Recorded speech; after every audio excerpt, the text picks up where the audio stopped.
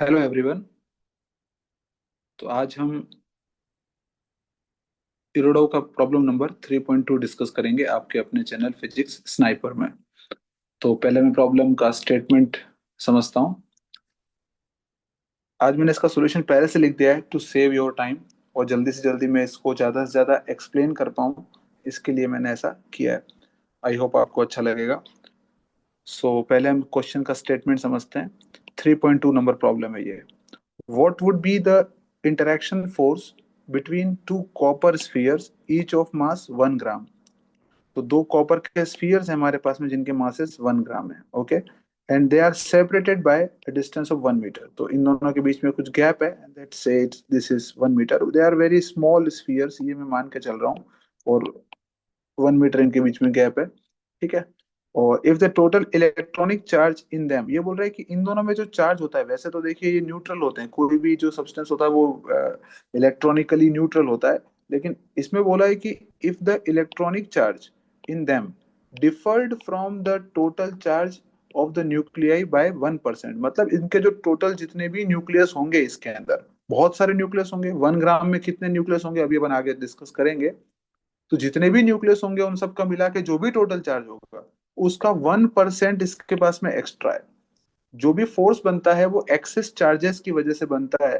तो हमको वही इसमें पहले देखना होगा। इसमें कुछ डेटा नहीं है यहाँ पे क्वेश्चन में, तो मैंने आपके लिए थोड़ा डेटा लिख दिया है कि आपको इसके लिए थोड़ा सा डेटा रिक्वायर्ड होगा। कि एटॉमिक मास जो आपको लेना है कॉपर का, वो 63.5 लेना है ग्राम पर मोल, और एटॉमिक नंबर आपको 29 लेना है। तो पहले हम प्रॉब्लम को अच्छे से समझ जाते हैं कि प्रॉब्लम क्या बोल रहा है। कि भाई एक जो कॉपर का 1 ग्राम का स्फीयर बनेगा, है ना, इसमें बहुत सारे न्यूक्लियस होंगे। अब एक्चुअली में क्या होता है कि जितने न्यूक्लियस होंगे उतने ही अंदर इलेक्ट्रॉनिक इलेक्ट्रॉन्स भी होंगे। तो इस वजह से क्या है कि मैटर पूरी तरह से न्यूट्रल होता है। लेकिन अभी बोल रहा है कि किसी मेथड से आपने क्या किया, चार्ज में डिफरेंस क्रिएट कर दिया। कितना डिफरेंस क्रिएट किया? जो भी उसका टोटल न्यूक्लियस पे चार्ज है उसका 1%। तो सबसे पहले अपने को क्या देखना पड़ेगा कि न्यूक्लियस पे टोटल चार्ज कितना है। अब टोटल न्यूक्लियस पे कितना चार्ज है उसके लिए अपने को ये तो पता होना चाहिए ना कि इसके पास न्यूक्लियस कितने हैं। तो 1 ग्राम में कितने न्यूक्लियस होते हैं वो कैलकुलेट करते हैं। अब देखो, हमें ये समझना होगा कि हर एटम का एक न्यूक्लियस होता है। मतलब मुझे पहले ये देखना पड़ेगा कि नंबर ऑफ एटम कितने हैं, क्योंकि नंबर ऑफ न्यूक्लियाई का असली में मतलब यही है कि नंबर ऑफ एटम्स कितने हैं, क्योंकि हर एटम के पास में एक एक न्यूक्लियाई है। तो हमने नंबर ऑफ एटम कैसे कैलकुलेट करते हैं? तो जितने मोल्स होते हैं और हर मोल में एवोगैड्रो नंबर के बराबर होते हैं। तो पहले मुझे मोल निकालने पड़ेंगे। मोल्स कैसे निकालते हैं? मोल होता है, मोल निकालना आप सबको आई होप आता होगा। मोल कैसे कैलकुलेट करेंगे? तो जो भी इसका ग्राम में अमाउंट है डिवाइड बाय उसका मोलर मास, अपन उससे डिवाइड कर देते। तो वन है, अपने को गिवन था 1 ग्राम, और डिवाइड बाय 63.5। ये चीज क्या है, आई होप आपको समझ में आ गया होगा। This thing is number of moles. और हर मोल में कितने एटम्स होते हैं? 6.023 इंटू 10⁻23। तो इनका जो प्रोडक्ट आएगा, ये क्या आ गया? ये टोटल नंबर ऑफ न्यूक्लियाई आ गए। ध्यान दीजिएगा, टोटल नंबर ऑफ न्यूक्लियाई, है ना, इतने न्यूक्लियस हैं। अब हर न्यूक्लियस पे कितना चार्ज होता है? जेड इंटू ई। जेड उसका एटॉमिक नंबर होता है, और ई इसका इलेक्ट्रॉनिक चार्ज, जिसको अपन 1.6 बोलते हैं। तो हर न्यूक्लियस पे कितना चार्ज होता है? जेड इंटू ई होता है। आई बात समझ में आपको? आपको पता होगा, लाइक कोई भी एटॉमिक नंबर के बेसिस पे होता है। तो जैसे कार्बन है तो उसके पास में कितने इलेक्ट्रॉन होते हैं? छह इलेक्ट्रॉन होते हैं, और 6 ही प्रोटॉन होते हैं, तो 6 हो गए ना। तो जितना उसका जेड होता है, जितना उसका एटॉमिक नंबर होता है, atomic number into electronic charge, इन दोनों का प्रोडक्ट अगर हम लेते हैं, तो ये हमारा उस न्यूक्लियस पे प्रेजेंट चार्ज होता है। अब एक न्यूक्लियस पे जेड ही होता है, और हमारे पास में इतने सारे न्यूक्लियस हैं। ठीक है। तो मैंने वही कैलकुलेट किया कि टोटल चार्ज कितना हो जाएगा। तो पहले मोल्स इंटू एन है, what is this? This is total number of nuclei.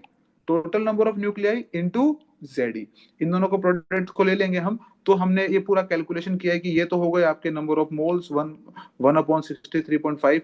फिर ये हमारा एवोगैड्रो नंबर, फिर इसका जेड यानी कि इसका एटॉमिक नंबर जो कि 29, और फिर इलेक्ट्रॉनिक चार्ज 1.6 10⁻⁻⁹। इन सबको जब हम सॉल्व करते हैं ना, तो क्यू का वैल्यू इतना आता है।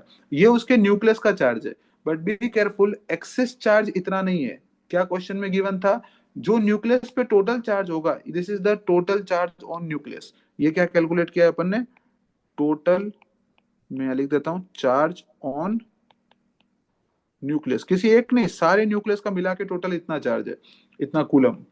और अब हम क्या करेंगे, जो उसका एक्सेस चार्ज है वो इस चार्ज का 1% है, तो इस टोटल चार्ज का 1% कितना आ जाएगा, 1/100, यानी कि 4.401 इंटू 10⁻², इतना कूलम चार्ज एक्स्ट्रा है।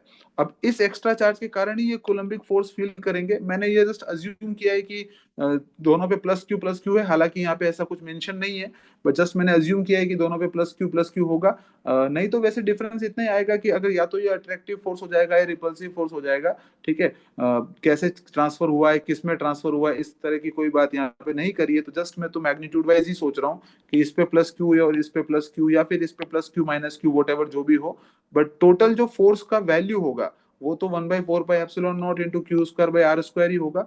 इसके बाद इस क्वेश्चन में कुछ नहीं है, बस आपको यहाँ पे ये सारा डेटा पुट करना है।